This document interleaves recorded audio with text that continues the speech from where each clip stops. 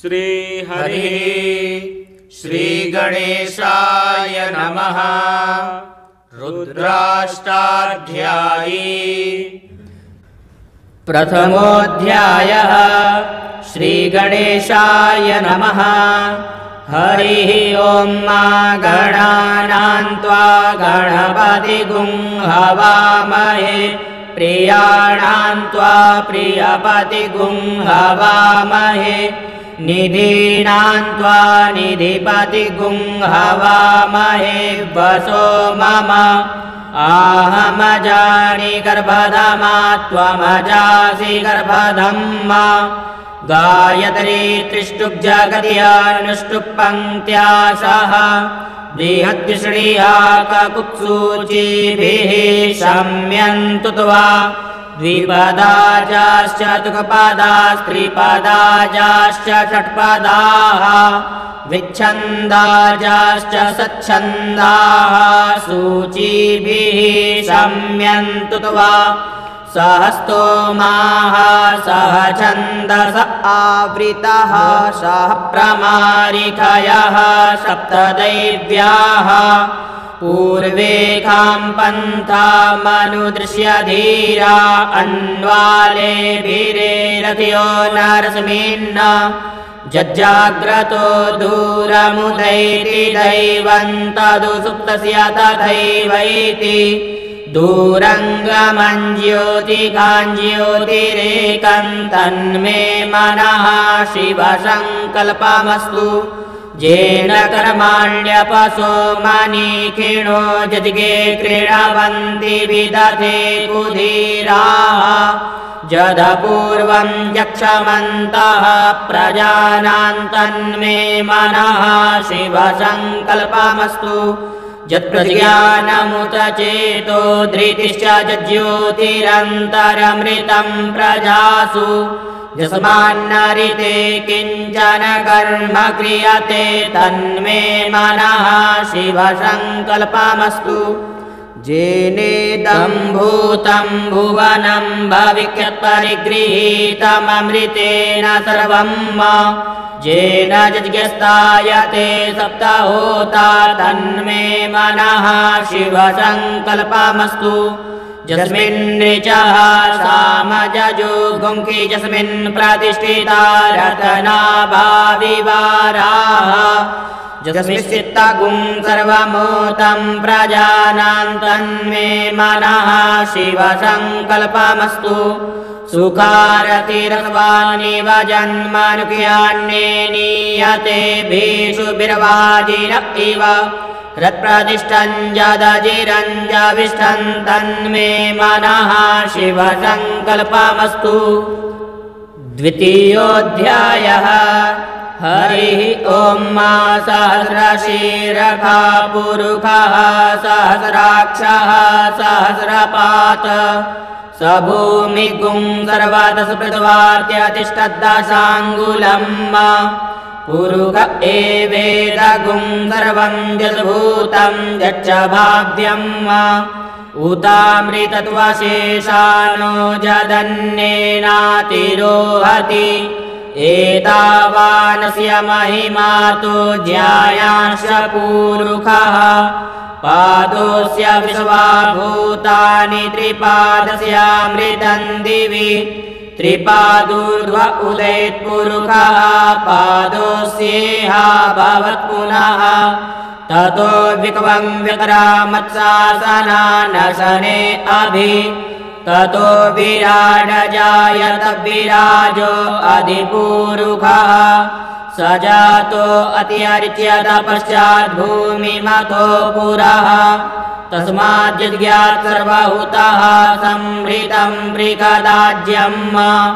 पशुस्ताश्चक्रे वायव्यानारण्याग्राम्याश्च ये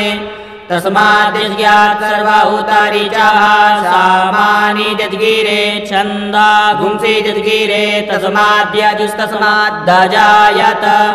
तस्मादस्वा अजायन्त जे के चोभयादतः गावो अजगिरे तस्मात् जाता अजावयः तं यज्ञम्बर इति प्रोक्षन् पुरुखं जातमग्रतः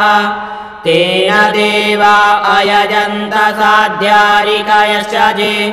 यत्पुरुखं व्यदधुः कतिधा व्यकल्पयन् मुखं किमस्यासीत् किं बाहु किमूरुपादा उच्येते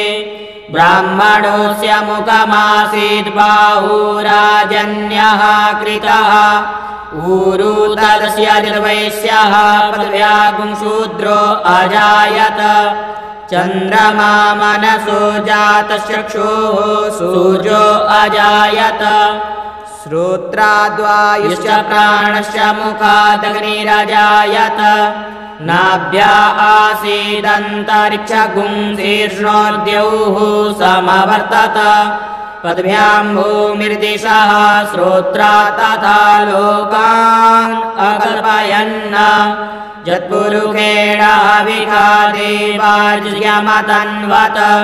वसन्तोऽस्यासीदाज्यं ग्रीक्म इदमः सरद्धविः सप्तास्यासन् परिधयश्रीः सप्तसमिधः कृताः देवा जज्ञन्दन्वाना अवदनन् पुरुखं पशुं यज्ञेन यज्ञमयजन्त देवास्तानि धर्माणि प्रथमान्यासन्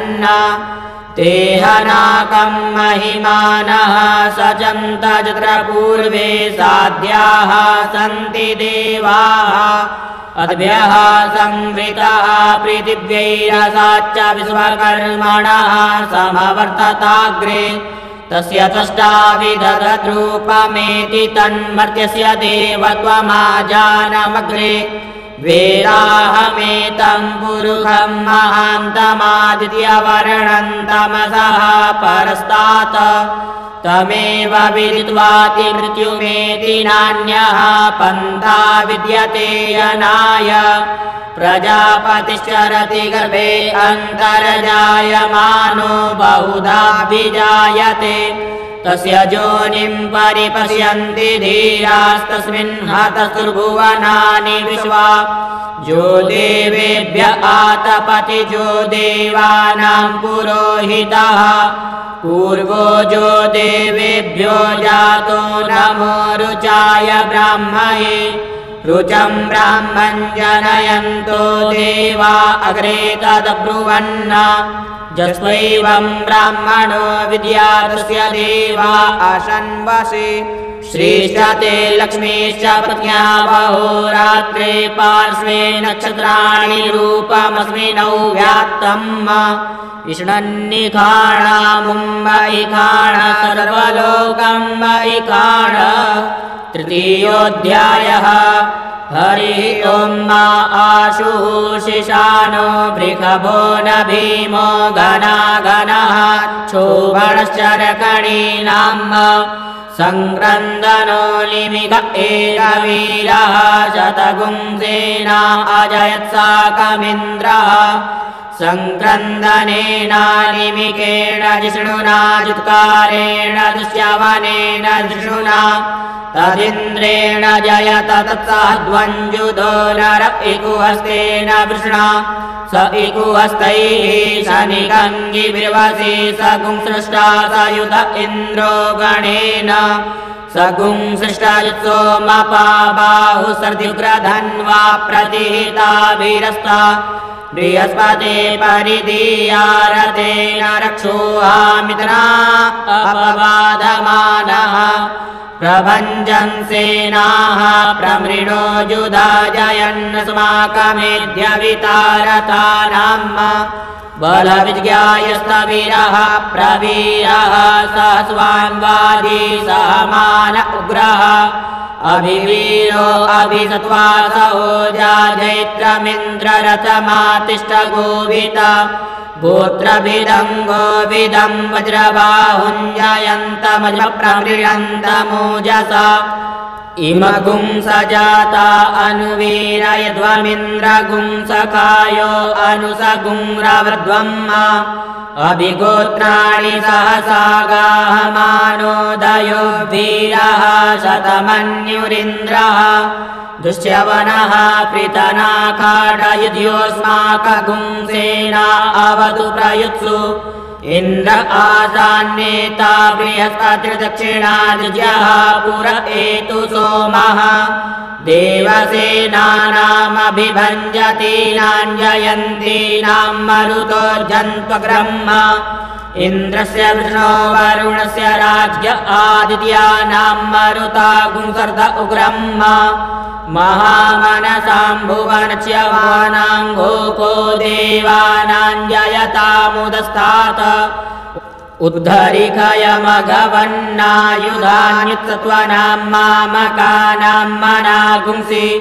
उद्वृत्रहन्वादिनां वादिनान्निद्रतानां जयतां जन्तु गोखाः अस्माकमिन्द्रः समृते कुध्वजे क्वस्माकं जायिकवस्ता जयन्तु अस्माकं वीरा उत्तरे भवन्तु स्मा उदेवा अवताः वेकु अमीकाञ्चित्तं प्रतिलोभयन्ति गृहाणाङ्गान्यपरेः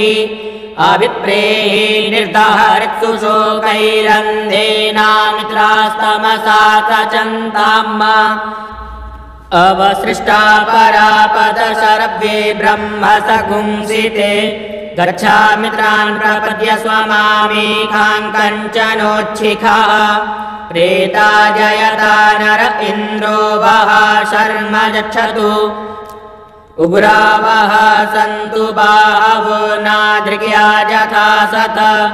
असौ जासेना मरुतः परे कामभ्येति न ओजसा स्पर्धमाना ताङ्गूहत तमसा पव्रतेन जथामि अन्यो अन्यन्न जानन्न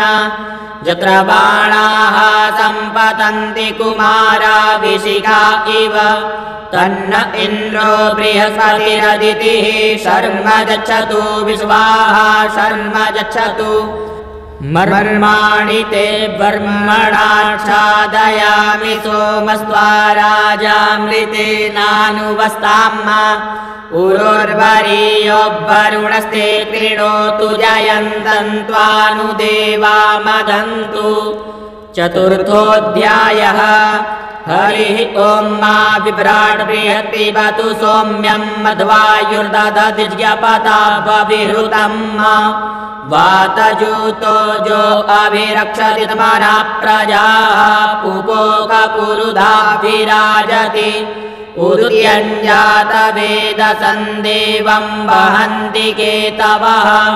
दृशे विश्वाय सूर्यम् जेनापावकचक्षसा भुरण्यन्तञ्जना अनु त्वं वरुण पश्यसि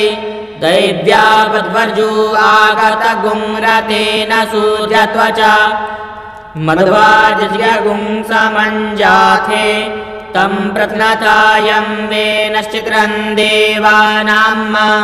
तं प्रत्नता पूर्वथा विश्वथे मथा ज्येष्ठतातिम्बरैकदगुं स्वर्विदम्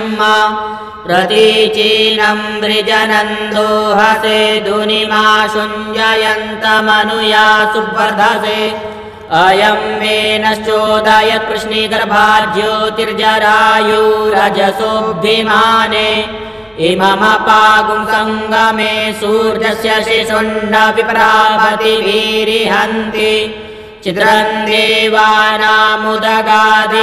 कञ्चक्षुर्मित्रस्य वरुणस्याग्नेः आप्राद्या वा पृथिवी अन्तरिक्षगुं सूर्य आत्मा जगतस्तस्तु कश्च आन इडाभिर्विदथेषु स्वस्ति विश्वानरः सविता देव एतु अपि यथा जुवानो मत्सतानो विश्वं जगदभिपित्वे मनीखा जदद्य गच्छ वृत्रहन्मुदगा अभिसूर्य सर्वं तदिन्द्रते वशे तरणिर्विश्वदर्शतो ज्योतिकृदसि सूर्य विश्वमाभासि रोचनम् तत्सूर्यस्य देवत्वं तन्महित्वं मध्याकर्तोर्भिततगुं सञ्जभार जदेदयुक्तहरितः सदस्तादाद्रात्रिवासस्तनुते सीमस्मै तन्मित्रस्य वरुणस्याभिचक्षे सूर्यो रूपं क्रीडुतेद्योरुपस्थे अनन्तमन्यदृशस्य पाजः कृष्णमन्यद्धरितः सम्भरन्ति ब्रह्मः असि सूर्यबलादित्यमः असि महस्ते सतो महिमा पनस्यते दादेवमः असि वत्सूर्यशवसामः असि सत्रादेवमः असि मन्नादेवानाम सुजः पुरोहितो विभुज्योतिरदाभ्यम् श्रायन्त इव सूर्यं विश्वेदिन्द्रस्य भक्षत वसूनि जाते जनमान ओजसा प्रतिभागन्नदीधिमा अद्या देवा उदिता सूर्यस्य निरगुंहसः पिप्रिता निरवद्यात् तन्नो मित्रो वरुणो मामहन्तामदितिः सिन्धुः पृथिवी उत द्यौः आकृष्णेन रजसा प्रतमानो निवेशयन्नमृतं मर्त्यञ्च हिरण्ययेन सविता रथेन देवो जाति भुवनानि पश्यन् पञ्चमोऽध्यायः। ॐ भुवः ॐ स्वः ॐ नमस्ते रुद्रमन्यव उतोत इहवे नमः बाहुभ्यामुदते नमः जाते रुद्रशिवा तनूरघोरा पापकाशिनी तया नस्तन्वा शन्तमया गिरिशन्ताभिचाकशीः जामिकुङ्गिरिशन्तहस्ते बिभर्गस्तवे शिवाङ्गिरित्रतां कुरु माहि गुंसीः पुरुषं जगत शिवेन भजसा त्वा गिरिशाच्छा वदामसि यथा नः सर्वमिज्जगदयक्ष्मगुं सुमना असत अध्यवोचदधिभक्ता प्रथमो दैव्योऽभिखक अहिंस सर्वाञ्जं भयं सर्वाश्च जातु धान्यो धराचीः परासुव असौ जस्ताम्रो अरुण उत बभ्रुः सुमङ्गलः जे चैनगुं रुद्रा अभितो दिक्षुश्रिताः सहस्रशो वैकागुंहेड इमहे असौ जोपसर्पति नीलग्रीवो विलोहितः उदैनङ्गोपा अदृश्रन्नदृश्रन्नुदहार्जः सदृष्टो मृडयाति नः नमोऽस्तु नीलग्रीवाय सहस्राक्षाय मीढुके अथो जे अस्य सत्वानो हन्तेभ्यो करन्नमः प्रमुञ्च धन्वनस्त्वमुभयोरार्त्न्योर्ज्याम्म जाश्च ते हस्तैकवः पराता भगवो वप विद्यन्धनुः कपर्दिनो विशल्यो बाणवा उत अनेशन्नस्य जायिकव आहुरस्य निखङ्गधिः जाते हेतिर्मे दुष्टमस्ते बभूवते धनुः तयास्मान् विश्वतस्त्वमयक्ष्मया परिभुज परिते धन्वनो हेतिरस्मान् गृह्णतु विश्वतः अथो ज एकोदिस्तवारे अस्मन्निधेहितम् अवतत्य धनुष्वगुं सहस्राक्षसते कुधे निशीर्य सल्यानां मुखा शिवो नः सुमना भव नमस्त आयुधाय नाथताय धृष्णवे उभाभ्यामुतते नमो बाहुभ्यां तव धन्वने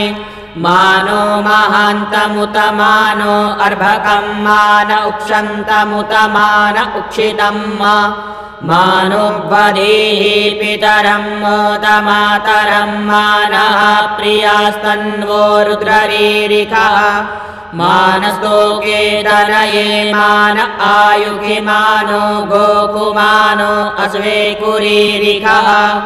मानो वीरान् रुद्रभामिनो वधिर्हविकमन्तः सदमित्वा हवामहे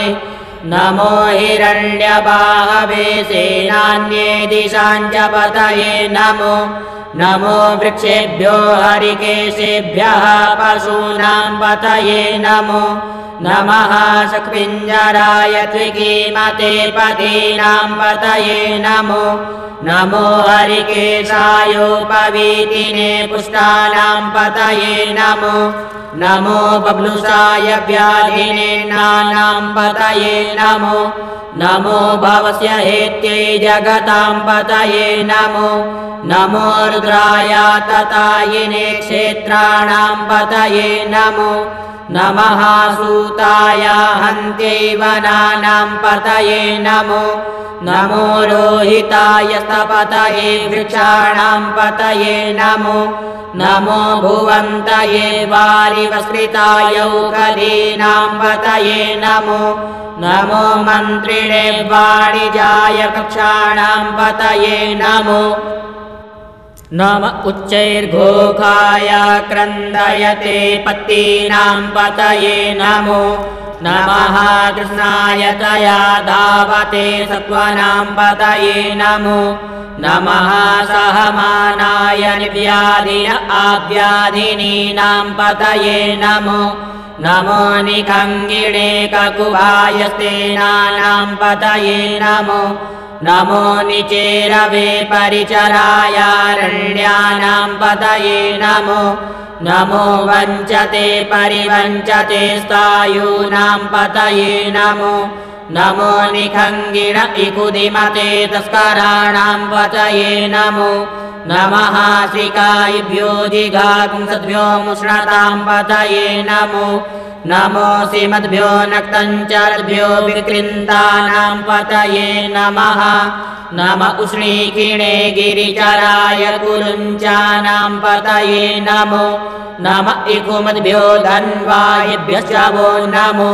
नम आतन्वानेभ्यः प्रतिदधानेभ्यश्च वो नमो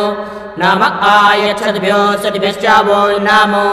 नमो विसृजद्भ्यो विद्यद्भ्यश्च वो नमो नमः स्वपद्भ्यो जाग्रद्भ्यश्च वो नमो नमः शयानेभ्य आसीनेभ्यश्च वो नमो नमस्तिष्ठद्भ्यो धावद्भ्यश्च वो नमो नमः सभाभ्यः सभापतिभ्यश्च वो नमो नमो स्वेभ्यो स्वपतिभ्यश्च वो नमो नम आव्याधिनीभ्यो विविध्यन्तीभ्यश्च वो नमो नम उग्रणाभ्यः श्रीगुंहतीभ्यश्च वो नमो नमो गणेभ्यो गणपतिभ्यश्च वो नमो नमो व्रातेभ्यो व्रातपतिभ्यश्च वो नमो नमो गृत्सेभ्यो गृत्सपतिभ्यश्च वो नमो नमो विरूपेभ्यो विश्वरूपेभ्यश्च वो नमो नमः सेनाभ्यः सेनानिभ्यश्च वो नमो नमो रथिभ्यो अरथेभ्यश्च वो नमो नमः क्षत्रिभ्यः सङ्गृहीतृभ्यश्च वो नमो नमो महद्भ्यो अर्भकेभ्यश्च वो नमः नमस्तक्षभ्यो रथकारेभ्यश्च वो नमो नमः कुलालेभ्यः कर्मारेभ्यश्च वो नमो नमो निखादेभ्यः पुञ्जिष्टेभ्यश्च वो नमो नमः श्वानिभ्यो मृगायुभ्यश्च वो नमो नमः स्वभ्यः स्वपतिभ्यश्च वो नमो नमो भवाय च रुद्राय च नमः शर्वाय च पशुपतये च नमो नीलग्रीवाय च शितिकण्ठाय च नमः कपर्दिने च व्युक्तकेशाय च नमः सहस्राक्षाय च शतधन्वने च नमो गिरिशयाय च शिपिविष्टाय च नमो मेरुष्टमाय चेकुमते च नमो ऋष्वाय च वामनाय च नमो बृहते च वर्खीयसे च नमो वृद्धाय च सवृद्धे च नमोऽग्र्याय च प्रथमाय च नम आशवे च जिराय च नमः शीघ्राय च शीभ्याय च नम ऊर्म्याय च वस्वन्याय च नमो नादेयाय च द्विप्याय च नमो ज्येष्ठाय च कनिष्ठाय च नमः पूर्वजाय च परजाय च नमो मध्यमाय च पगल्भाय च नमो जगन्याय च बुधन्याय च नमः सोभ्याय च प्रतिसर्जाय च नमो जाम्याय च शेम्याय च नमः श्लोक्याय च वसान्याय च नमः उर्वर्जाय च खल्याय च नमो वन्याय च कक्ष्याय च नमः श्रवाय च प्रतिश्रवाय च नमः आशुखेणाय च शूरथाय च नमः शूराय च वभेदिने च नमो बिल्मिने च कवचिने च नमो वर्मिणे च वरुदिने च नमः श्रुताय च श्रुतसेनाय च नमो दुन्दुभ्याय च हनन्याय च नमो धृष्णवे च प्रमृषाय च नमो निखङ्गिणे च कुधिमते च नमस्तीक्ष्णे खवे च युधिने च नमः स्वायुधाय च सुधन्वने च नमः श्रुत्याय च पद्याय च नमः काट्याय च नीप्याय च नमः कुल्याय च सरस्याय च नमो नादेयाय च वैशन्ताय च नमः कूप्याय च वट्याय च नमो विद्र्याय च तप्याय च नमो मेघ्याय च विद्युत्याय च नमो वर्ह्याय च वर्ह्याय च नमो वात्याय च रेक्म्याय च नमो वास्तव्याय च वास्तुपाय च नमः सोमाय च रुद्राय च नमस्ताम्राय च अरुणाय च नमः शङ्गवे च पशुपतये च नमः उग्राय च भीमाय च नमोऽग्रे वधाय च दूरे वधाय च नमो हन्त्रे च हनीयसे च नमो वृक्षेभ्यो हरिकेशेभ्यो नमस्काराय नमः शम्भवाय च मयो भवाय च नमः शङ्कराय च मयस्कराय च नमः शिवाय च शिवतराय च नमः पार्जाय च वार्जाय च नमः प्रतरणाय चोत्तरणाय च नमस्तीर्थ्याय च कुल्याय च नमः शक्त्याय च फेन्याय च नमः सिकत्याय च प्रवाहाय च नमः किगुंसिलाय च क्षयणाय च नमः कपर्दिने च पुलस्तये च नमः इरिण्ड्याय च प्रपत्याय च नमो वृजाय च गोष्ठ्याय च नमस्तल्प्याय च गेहजाय च नमो हृदजाय च निवेत्याय च नमः काट्याय च गवरेष्ठाय च नमः सुख्याय च हरिद्याय च नमः पागुंसव्याय च रजस्याय च नमो लोप्याय चोलप्याय च नमः ऊर्व्याय च सूर्व्याय च नमः पर्णाय च पर्णसदाय च नमः उद्गुरमाणाय च विघ्नते च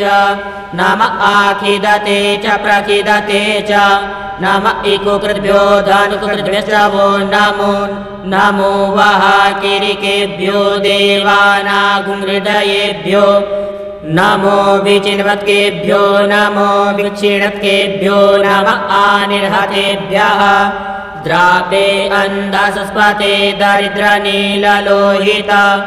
आशां प्रजानां मेघां पशूनां माभिर्मारोन्मोचनः किञ्चनाममत इमा रुद्राय तपसे कपर्दिने क्षयद्वीराय प्रभरामहे मतीः यथा समसद्विपदे चतुष्पदे विश्वं पुष्टं ग्रामे अस्मिन्ननातुरम् जाते रुद्रशिवा तनूः शिवा विश्वाहा भेखजी शिवा रुद्रस्य भेखजी तया नो मृडजीवसे परिणो रुद्रस्य हेतिर्वृणक्तु परित्वे कस्य दुर्मतिरगायोः अवस्थिरामघवद्भ्यस्तानुक्वमीध्वस्तोकायतनयाय मृड मीदुष्टमशिवतमशिवो नः सुमना भव परमे वृक्ष आयुधन्निधाय कृत्तिं वसान आचर पिनाकं बिभ्रतागहि विकीर्द्रविलोहित नमस्ते अस्तु भगवः जास्ते सहस्रगुंहेतयोन्यमस्मन्निवपन्तु ताः सहस्राणि सहस्रशो बाहोस्तव हेतयः तासामीशानो भगवः पराचीना मुखाकृति असंख्याता सहस्राणि ये रुद्रा अधिभूम्याम् ते सहस्रयोजने वदन्वानि तन्मसि अस्मिन् महत्किर्णवेन्तरिक्षे भवा अधि ते सहस्रयोजने वदन्वानि तन्मसि नीलग्रीवाः शितिकण्ठादिवगुं रुद्रा उपसृताः ते सहस्रयोजने वदन्वानि तन्मसि नीलग्रीवाः शितिकण्ठाः सर्वा अधः क्षमाचराः ते सहस्रयोजने वदन्वानि तन्मसि जे वृक्षे कुसुक्पिञ्जरा नीलग्रीवा विलोहिताः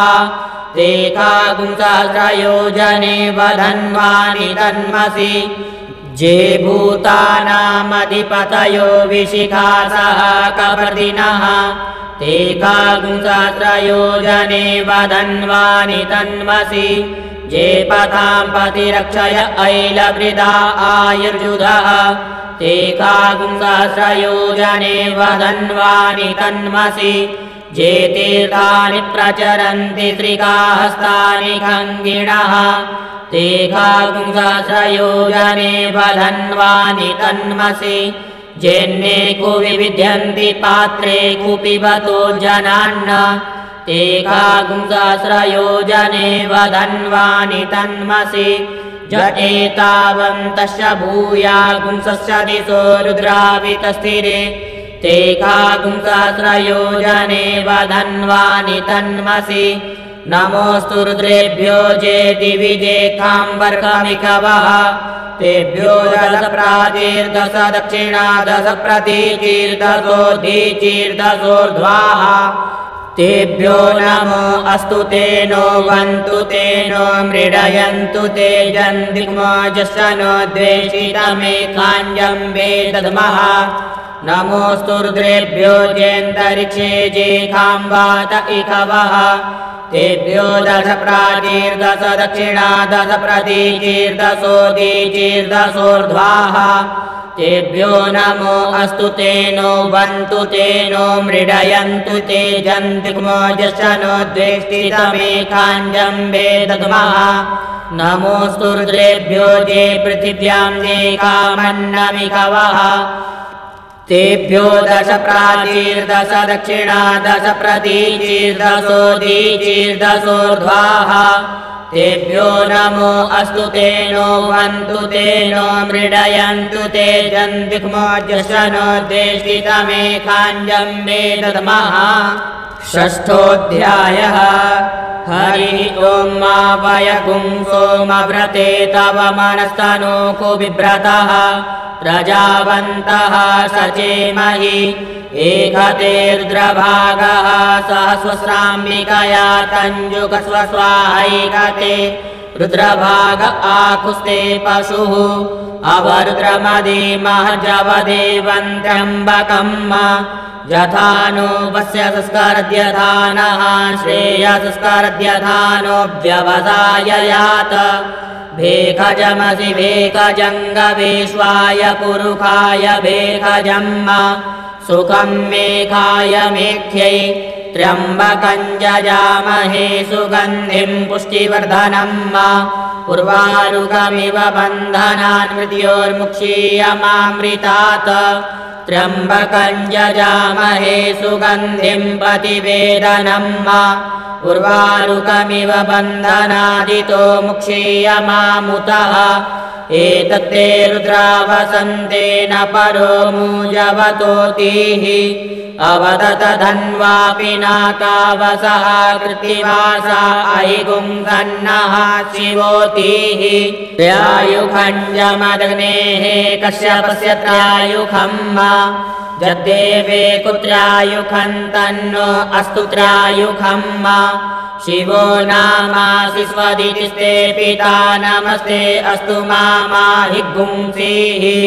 निवर्तयाम्यायुखेन्नाद्याय प्रजननाय रायस्पोखाय सुप्रजास्त्वाय सुवीर्याय सप्तमोऽध्यायः हरिः ॐ मा उग्रश्च भीमश्च ध्वान्तश्च धुनिश्च सा सहवाश्चाभिरुवाच विक्षिपः स्वाहा अग्निगुं हृदयेन शनिगुं हृदयाग्रेण पशुपतिं कृष्णहृदयेन भवन् जग्ना सर्वं मतस्नाभ्यामीशानं मन्युना महादेवमन्तः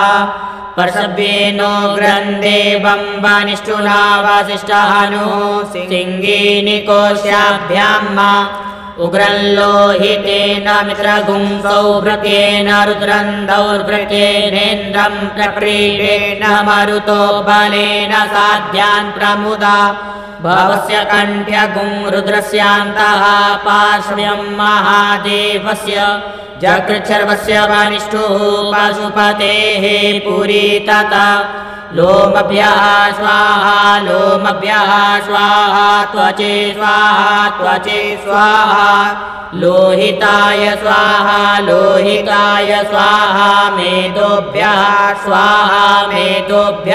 स्वाहा मागुंसेभ्यः स्वाहा स्नावभ्यः स्वाहा स्तभ्यः स्वाहा मज्जभ्यः स्वाहा रेतसे स्वाहा पायवे स्वाहा आयासाय स्वाहा प्रायासाय स्वाहा संजासाय स्वाहा वियासाय स्वाहोद्यासाय स्वाहा शुचे स्वाहा शोचते स्वाहा शोचमानाय स्वाहा शोकाय स्वाहा तपसे स्वाहा तप्यते स्वाहा तप्यमानाय स्वाहा तप्ताय स्वाहा घर्माय स्वाहा निकृत्यै स्वाहा प्रायश्चित्यै स्वाहा भेकजाय स्वाहा जमाय स्वाहान्तकाय स्वाहा मृत्यवे स्वाहा ब्रह्मणे स्वाहा ब्रह्महत्यायै स्वाहा विश्वेभ्यो देवेभ्यः स्वाहा द्यावा पृथिवीभ्यागुं स्वाहा अष्टमोऽध्यायः हरिः ॐ मा वाजश्च मे प्रसवश्च मे प्रयतिश्च मे प्रसदिश्च मे धीतिश्च मे क्रतुश्च मे स्वरश्च मे श्लोकश्च मे श्रवश्च मे श्रुतिश्च मे ज्योतिश्च मे स्वश्च मे जुज्गेन कल्पन्ताम् प्राणश्च मे पानश्च मे ध्यानश्च मे सुश्च मे चित्तञ्च आधीतञ्च मे वाक्च मे मानश्च मे चक्षुश्च मे श्रोत्रञ्च मे दक्षश्च मे बलञ्च मे जुज्गेन कल्पन्ताम् ओजश्च मे सहस्रम आत्मा च मे तनुश्च मे शर्म च मे वर्म च मेऽङ्गानि च मे स्थीनि च मे परुगुंकि च मे शरीराणि च आयुष मे जरा च मे जज्ञेन कल्पन्ताम् ज्येष्ठं च आधिपत्यं च मे मन्युश्च मे भामश्च मे मश्च मे म्भश्च मे जेमा च मे महिमा च मे वरिमा च मे प्रतिमा च मे वर्तिमा च मे द्राघिमा च मे वृद्धं च मे वृद्धिश्च मे जज्ञेन कल्पन्ताम्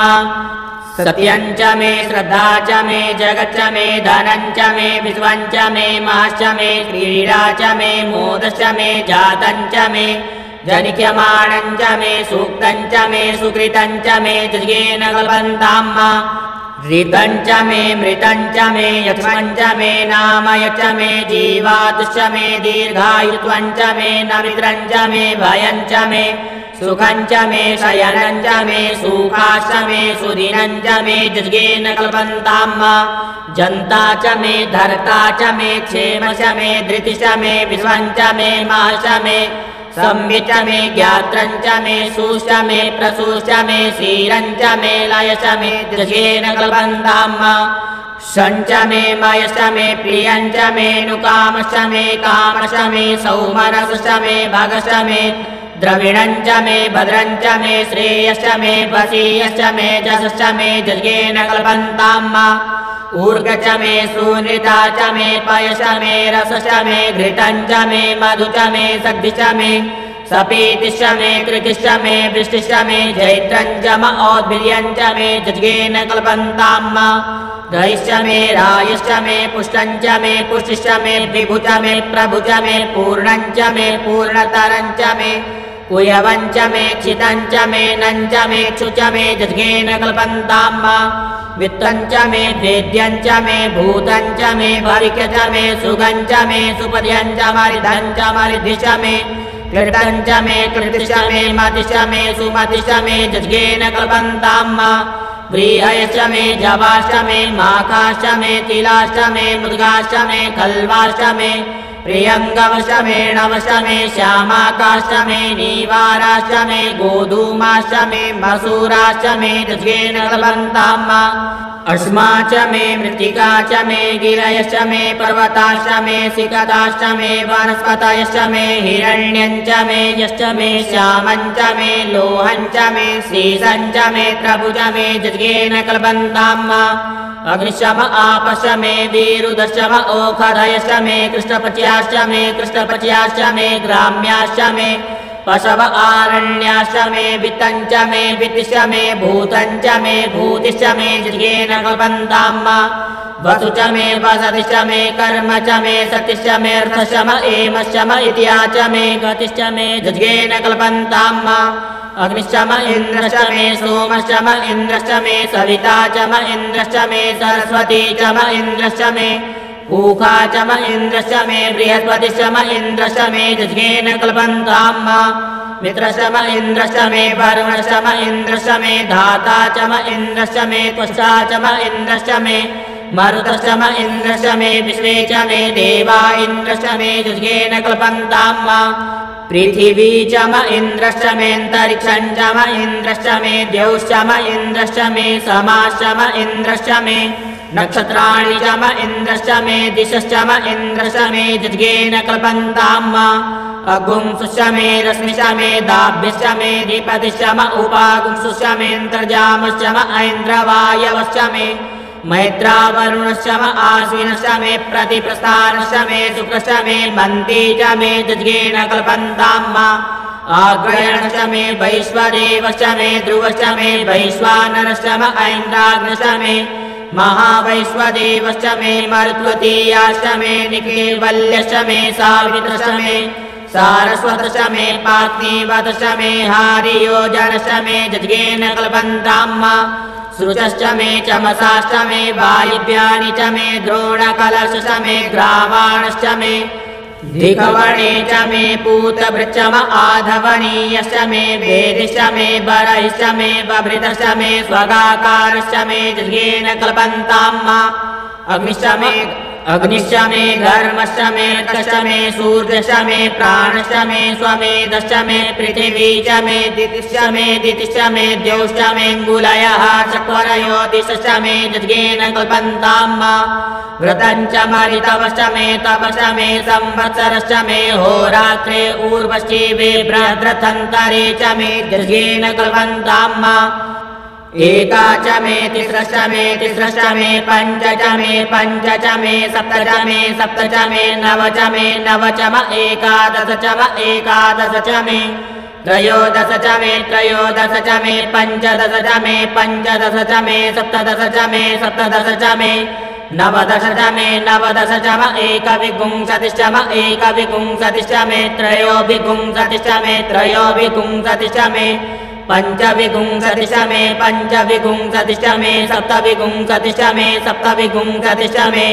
नवविंशतिशमे नवविंशतिशम एकत्रिंशचम एकत्रिंशचमे त्रयस्त्रिंशचमे जज्ञेन कल्पन्ताम्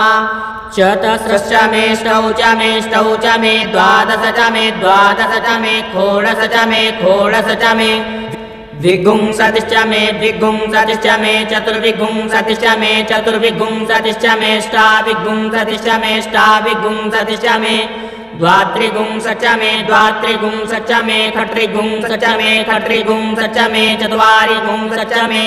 चत्वारिंशचमे चतुश्चत्वारिंशचमे चतुश्चत्वारिंशचमे षट्चत्वारिंशचमे द्विजेन कल्पन्ताम् त्रयविंशमे त्रयविंशमे द्वितीयवाच्यमे द्वितीयौहिचमे पञ्चाविंशमे पञ्चाविंशमे त्रिवत्समे त्रिवत्साचमे तृतीयवाच्यमे तृतीयौहिचमे जज्ञेन कल्पन्ताम् पष्टवाच्यमे पष्टौहिचम उक्षाचमे भसाचमरिखभश्चमे वेहश्चमे नृमाश्चमे धेनुश्चमे जज्ञेन कल्पन्ताम् वाजाय स्वाहा प्रसवाय स्वाहा पिजाय स्वाहा क्रतवे स्वाहा वसवे स्वाहा हर्पतये स्वाहा नेमुग्धाय स्वाहा मुग्धाय वैनगुंसिनाय स्वाहा विनगुंसिन आन्त्यायनाय स्वाहान्त्याय भुवनाय स्वाहा भुवनस्य पतये स्वाहाधिपतये स्वाहा प्रजापतये स्वाहा इयन्ते राण्मित्राय जन्तासि जमन ऊहे त्वा वृष्टे त्वा प्रजानान् त्वाधिपत्याय आयुर्जज्ञेन कल्पतां प्राणो जज्ञेन कल्पतां चक्षुर्जज्ञेन कल्पतां श्रोत्रं जज्ञेन कल्पतां वाग्जज्ञेन कल्पतां मनो जज्ञेन कल्पता मात्मा जज्ञेन कल्पतां ब्रह्मा जज्ञेन कल्पतां ज्योतिर्जज्ञेन कल्पता गुंस्वर्जज्ञेन कल्पतां पृष्ठं जज्ञेन कल्पतां जज्ञो जज्ञेन कल्पतां स्तोमश्च जजुश्च ऋक्षसाम च बृहच्च रथन्तरं च स्वर्देवा अघन्मामृता अभूम प्रजापतेः प्रजा अभूम वेट्स्वाहा शान्त्याध्यायः हरिः ॐ मारीचं वाचं प्रपद्ये मनोजजुः प्रपद्ये नाम प्राणं प्रपद्ये चक्षुः श्रोत्रं प्रपद्ये वागोजः सहौजो मयि प्राणापानौ जन्मे छिद्रं चक्षुषो हृदयस्य मनसो वाति तृणं बृहस्पतिर्मे तद्दधातु सन्नो भवतु भुवनस्य जस्पतिः भूर्भुवः स्वः कयानश्चित्र आभुवधूति सदा वृधः सखा कया सचिष्ठया कृता कस्वा सत्यो मदानां मग्गुं इष्टो मत्सदन्धसः दृढाचिदारुजेभसु अभिगुणः सखीनामविता चरित्रीणां शतं भवास्यूतिभिः कया त्वन्न ऊत्याभिप्रमन्दसे वृखन्न कया स्तोत्रभ्य आभर इन्द्रो विश्वस्य राजति शन्नो अस्ति द्विपदे सञ्चतुर्पदे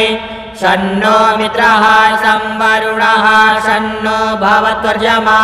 शन्न इन्द्रो बृहस्पतिः शन्नो विष्णुरुक्रमः शन्नो वातः पवतां शन्नस्तपतु सूर्यः शन्नः कनिक्रतद्देवः पर्जन्यो अभिवर्खतु अहानि सम्भवन्तु नः शगुं रात्रिः प्रतिधीयताम् सन्न इन्द्राग्नि भवतामवोभिः सन्न इन्द्रावरुणारातहव्या सन्न इन्द्रापूकणाद्वाजसातौ समिन्द्रा सोमासु विदाय संजोः सन्नो देवीरविष्टय आपो भवन्तु पीतये संजोरभिस्रवन्तु नः स्योना पृथिविनो भवान्यक्षरा निवेशनी दक्षानः शर्म सप्रथाः आपो इष्टामयो भुवस्तान ऊर्जे दधातन महेरणाय चक्षसे जो वः शिवतमो रसस्तस्य भाजयते हनः उषतीरिव मातरः तस्मा अरङ्गमामवोजस्य क्षयाय जिन्वथ आपो जनयथा जनः द्यौः शान्तिरन्तरिक्षगुं शान्तिः पृथिवी शान्तिरापः शान्तिरोषधयः शान्तिः वनस्पतयः शान्तिर्विश्वे देवाः शान्तिर्ब्रह्म शान्तिः सर्वगुं शान्तिः शान्तिरेव शान्तिः सामा शान्तिरेधि धृते दृग्गुंहमा मित्रस्य मा चक्षुषा सर्वाणि भूतानि समीक्षन्ताम् मित्रस्याहं चक्षुषा सर्वाणि भूतानि समीक्षे मित्रस्य चक्षुषा समीक्षामहे धृते त्रिगुंहमा ज्योक्ते सन्दृशि जीव्या संज्योक्ते सन्दृशि जीव्या सम्मा नमस्ते हरसे शोचिके नमस्ते अस्त्वर्चिके अन्यास्ते अस्मत्तपन्तु हेतयः पावको अस्मभ्यगुं शिवो भव नमस्ते अस्तु विद्युते नमस्ते स्तनयितवे नमस्ते भगवन्नस्तु यतः स्वः समीहसे जतो यतः समीहसे ततो नो अभयं कुरु षण्णः कुरु प्रजाभ्यो भयन्नः पशुभ्यः सुमित्रियाण आप ओषधयः सन्तु दुर्मित्रियास्तस्मै सन्तु जोस्मान् द्वेष्टिजञ्च वयं दिग्मः तच्चक्षुर्देवहितं पुरस्तात् शुक्रमुच्चरत पश्येम शरदः शतं जीवेम शरदः शतगुं शृणुयाम शरदः शतं प्रब्रवाम शरदः शतमदीनाः स्याम शरदः शतं भूयश्च शरदः शतात स्वस्ति प्रार्थना मन्त्राध्यायः हरिः ॐ मा स्वस्ति न इन्द्रो वृद्धश्रवाः स्वस्ति नः पूषा विश्ववेदाः स्वस्ति नस्तार्क्ष्यो अरिष्टनेमिः स्वस्ति नो बृहस्पतिर्दधातु ॐ पयः पृथिव्यां पय ओषधीकुपयो दिव्यन्तरिक्षे पयोधाः पयस्वतीः प्रदिशः सन्तु मजम् ॐ विष्णोरराटमसि विष्णोः स्रप्त्रेस्थो विष्णोः स्यूरसि विष्णोर्ध्रुवोऽसि वैष्णवमसि विष्णवे त्वा ॐ अग्निर्देवता वातो देवता सूर्यो देवता चन्द्रमा देवता वसवो देवता रुद्रा देवता दित्या देवता मरुतो देवता विश्वे देवा देवता बृहस्पतिर्देवतेन्द्रो देवता वरुणो देवता ॐ सद्यो जातं प्रपद्यामि सद्यो जाताय वै नमो नमः भवे भवे नाति भवे भवस्य मां भवोद्भवाय नमः वामदेवाय नमो ज्येष्ठाय नमः श्रेष्ठाय नमो रुद्राय नमः कालाय नमः कलविकर्णाय नमो बलविकर्णाय नमो बलाय नमो बलप्रमथनाय नमः सर्वभूतदमनाय नमो मनोन्मनाय नमः अघोरेभ्यो घोरेभ्यो घोरघोरतरेभ्यः सर्वेभ्यः सर्वसर्वेभ्यो नमस्ते अस्तु रुद्ररूपेभ्यः तत्पुरुषाय विद्महे महादेवाय धीमहि तन्नो रुद्रः प्रचोदयात् ईशानः सर्वविद्यानाम् ईश्वरः सर्वभूतानां ब्रह्माधिपतिर्ब्रह्मणोऽधिपतिर्ब्रह्मा शिवो मे अस्तु सदा शिवो ॐ शिवो नामा शिवरितिस्ते पिता नमस्ते अस्तु माहि पुंसीः निवर्तयाम्यायुकेन्नाद्याय प्रजननाय रायस्पोकाय सुप्रजास्त्वाय सुवीर्याय ॐ विश्वानि देव सवितर्दुरितानि परासुव जद्भद्रन्तन्न आसुव ॐ द्यौः शान्तिरन्तरिक्षगुं शान्तिः पृथिवी शान्तिरापः शान्तिरोषधयः शान्तिः वनस्पतयः शान्तिर्विश्वे देवाः शान्तिर्ब्रह्म शान्तिः सर्वगुं शान्तिः शान्तिरेव शान्तिः सामा शान्तिरेधि ॐ सर्वेषां वा एकवेदानागुंरसो यत्साम सर्वेधामे वैनमे तद्वेदानागुंरसेनाभिकिञ्चति ॐ शान्तिः शान्तिः शान्तिः सुशान्तिर्भवतु सर्वारिष्टशान्तिर्भवतु यदक्षरपदभ्रष्टं मात्राहीनं च यद्भवेत् तत्सर्वं क्षम्यतां देव प्रसीद परमेश्वर अनेन कृतेन श्रीरुद्राभिषेककर्मणा श्रीभवानी शङ्कर महारुद्रः प्रीयतां न मम ॐ श्री साम्ब सदाशिवार्पणमस्तु